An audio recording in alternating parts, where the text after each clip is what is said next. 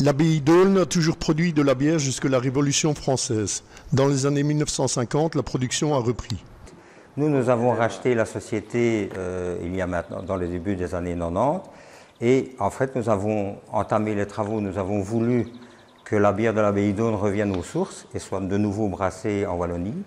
Donc nous avons fait les investissements nécessaires de façon à pouvoir recréer cette brasserie sur le site. Le process de fabrication est identique pour tous nos produits, donc c'est aussi une référence pour chez nous.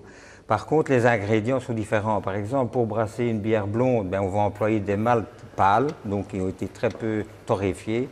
Par contre, avec un ajout uniquement de doublons. Par contre, pour les bières brunes ou ambrées, disons que là c'est un choix de malt plus caramélisé, donc il va donner un extrait beaucoup plus coloré. Et ensuite, on ajoute aussi des sucres un peu, genre candy et autres, qui vont encore accentuer la coloration du produit. Avec la brasserie de Val-Dieu, l'ADA bénéficie du label de bière d'abbaye reconnu en Wallonie. En fait, c'est une appellation qui permet surtout aux clients étrangers d'avoir une certitude que la bière est authentique.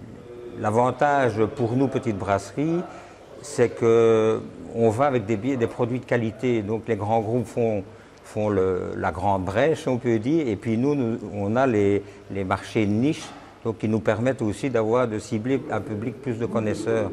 En 10 ans, ils ont investi pas moins d'1 million d'euros. Pas seulement pour la rénovation, mais aussi pour l'accueil des visiteurs. C'est un lieu de halte au niveau touristique globalement. Et pour lui, la diffusion de l'ADA contribue à la valorisation de l'abbaye.